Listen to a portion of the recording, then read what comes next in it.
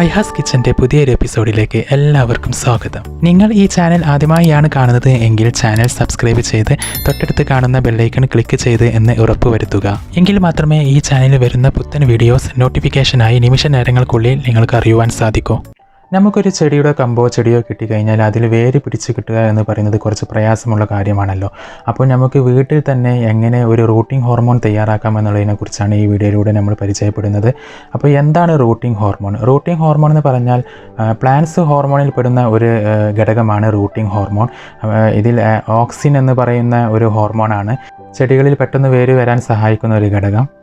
ഒട്ടുമിക്ക ചെടികളും അതിൻ്റേതായിട്ടുള്ള റൂട്ടിംഗ് ഹോർമോൺ പ്രൊഡ്യൂസ് ചെയ്യുന്നുണ്ട്. ഇപ്പോൾ ചെമ്പരത്തി, അതുപോലെ മുരിങ്ങ, അങ്ങനെയുള്ള ചെടികളൊക്കെ പെട്ടെന്ന് റൂട്ട് വരുന്ന ചെടികളാണ്, വേര് പെട്ടെന്ന് പിടിക്കുന്ന ചെടികളാണ്. ചില സെമി ഹാർഡ്വുഡ് ആയിട്ടുള്ള ചെടികൾ നമുക്ക് വേര് പിടിച്ച് കിട്ടാൻ കുറച്ച് പ്രയാസമുള്ള കാര്യമാണ്. അപ്പോൾ അങ്ങനെയുള്ള ചെടികൾക്ക് നമുക്ക് പുറത്തു നിന്നും ഒരു എക്സ്റ്റേണൽ റൂട്ടിംഗ് ഹോർമോൺ നമ്മൾ കൊടുക്കുകയാണെന്നുണ്ടെങ്കിൽ പെട്ടെന്ന് വേര് പിടിക്കാനും അതിൻ്റെ വളർച്ച പെട്ടെന്ന് അത് വളർന്നു കിട്ടാനൊക്കെ ഒരുപാട് സഹായകമാകുന്ന ഒരു കാര്യമാണ്.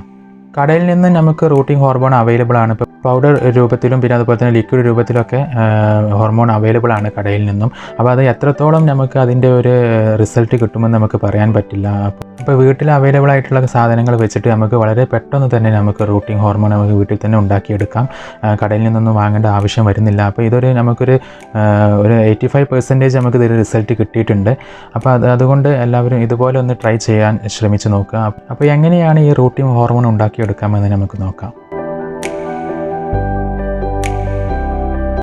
ഇവിടെ ഞാൻ എടുത്തിട്ടുള്ളത് ബോഗൻവില്ലയുടെ 2 കമ്പുകളാണ്. അപ്പോൾ നമ്മൾ കമ്പ് തിരഞ്ഞെടുക്കുമ്പോൾ അധികം മൂത്ത കമ്പും പിന്നെ അധികം ഇളയ കമ്പും നമ്മൾ തിരഞ്ഞെടുക്കരുത്. ഒരു മീഡിയം വളർച്ച എത്തിയിട്ടുള്ള കമ്പ് നോക്കി തിരഞ്ഞെടുക്കുക. നല്ല കമ്പ് നോക്കി തന്നെ തിരഞ്ഞെടുക്കുക.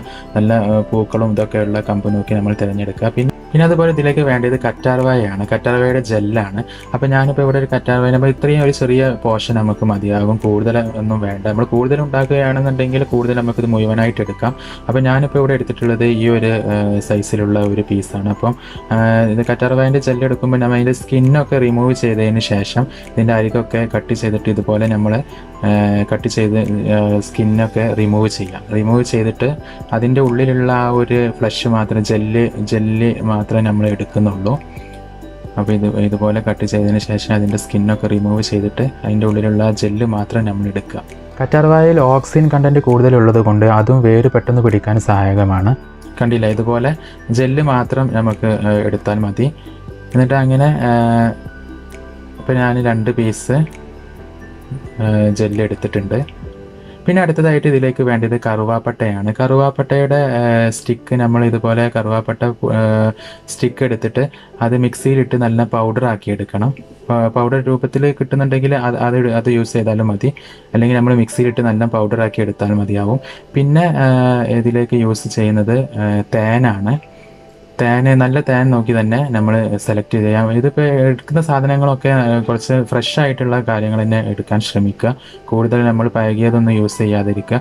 എന്നിട്ടിപ്പോൾ കറ്റാർവാഴയുടെ ജെല്ല് ഞാൻ മിക്സിയിലിട്ട് അരച്ചൊരു പേസ്റ്റ് രൂപത്തിലാക്കി എടുക്കുകയാണ്. ഇതുപോലെ പേസ്റ്റ് രൂപത്തിലാക്കി എടുക്കുക കറ്റാർവാഴയുടെ ജെല്ല്. എന്നിട്ട് ഇതുപോലെ ഒരു ഗ്ലാസ്സിൽ ഞാൻ ഇത് മിക്സ് ചെയ്യുകയാണ്. ഇപ്പം കറ്റാർവാഴയുടെ ജെല്ലും പിന്നെ അതുപോലെ തന്നെ കറുവാപ്പട്ടയുടെ പൗഡറും പൊടിച്ചെടുത്തിട്ടുണ്ട്. പിന്നെ അതുപോലെ തന്നെ തേനും.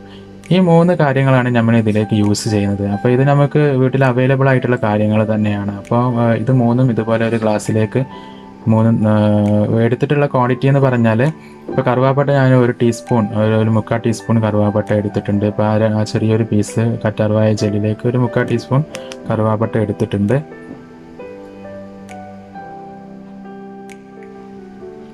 പിന്നെ അതുപോലെ തന്നെ തേന് നമുക്ക് ഇതുപോലെ തന്നെ 1 ടീസ്പൂൺ തേനും നമ്മൾക്ക് ഇതിലേക്ക് യൂസ് ചെയ്യാം.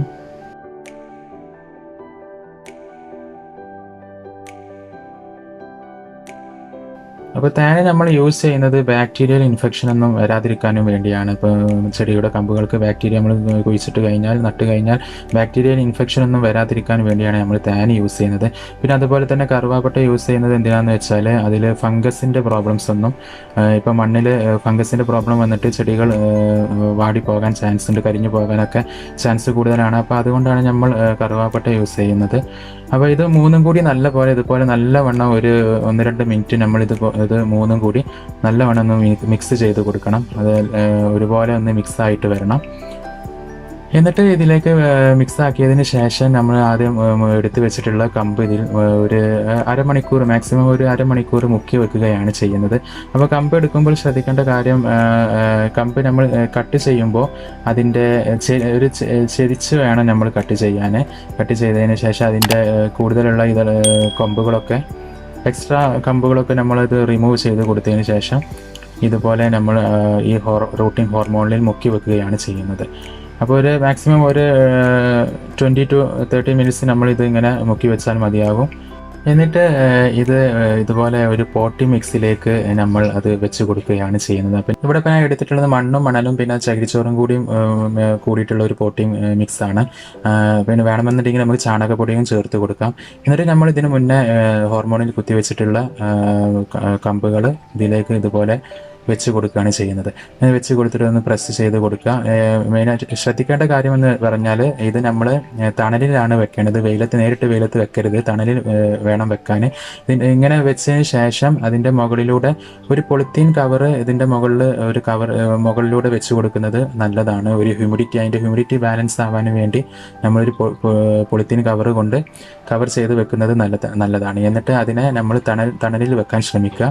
വെയിലത്ത് വെച്ചാൽ പെട്ടെന്ന് കരിഞ്ഞു പോകാൻ ചാൻസ് കൂടുതലാണ്. അപ്പോൾ ഇതുപോലെ പിന്നെ നനച്ച് കൊടുക്കേണ്ട കാര്യം, കൂടുതലായിട്ട് വെള്ളം നമ്മൾ അധികം ഒഴിച്ചു കൊടുക്കരുത്. കുറച്ച് വേണം, അതിൻ്റെ ഒരു ഈർപ്പത്തിന് വേണ്ടി മാത്രമേ നനച്ച് കൊടുക്കാൻ പാടുള്ളൂ. അപ്പോൾ അങ്ങനെ നമ്മൾ ഇതുപോലെ 15 ദിവസത്തിന് ശേഷം ഇതുപോലെ നമുക്ക് വേര് വരുന്നതാണ്. അപ്പോൾ എല്ലാവരും ഈ ഒരു മെത്തേഡിൽ വേര് പിടിപ്പിച്ച് നോക്കുക. ഈ ഒരു റൂട്ടിംഗ് ഹോർമോണിൻ്റെ പോരായ്മ എന്ന് പറയുന്നത് ഇത് ഉണ്ടാക്കിയ അപ്പോൾ തന്നെ യൂസ് ചെയ്യണം. അല്ലെങ്കിൽ ഇത് പിറ്റേ ദിവസത്തിന് നമ്മൾ പിന്നൊരു യൂസിന് വേണ്ടി നമുക്ക് ഇത് എടുത്ത് വെക്കാൻ പറ്റില്ല. അപ്പോൾ തന്നെ യൂസ് ചെയ്യണം, എന്നാൽ അതിൻ്റെ കറക്റ്റ് റിസൾട്ട് നമുക്ക് കിട്ടുകയുള്ളൂ. അപ്പോൾ ഈ വീഡിയോ നിങ്ങൾക്ക് ഇഷ്ടമായിട്ടുണ്ടെങ്കിൽ ലൈക്ക് ചെയ്യുക, ഷെയർ ചെയ്യുക. ചാനൽ ഇതുവരെ സബ്സ്ക്രൈബ് ചെയ്തിട്ടുണ്ടെങ്കിൽ സബ്സ്ക്രൈബ് ചെയ്യുക. പുതിയൊരു വീഡിയോയുമായിട്ട് നമുക്ക് വീണ്ടും കാണാം. Thanks for watching.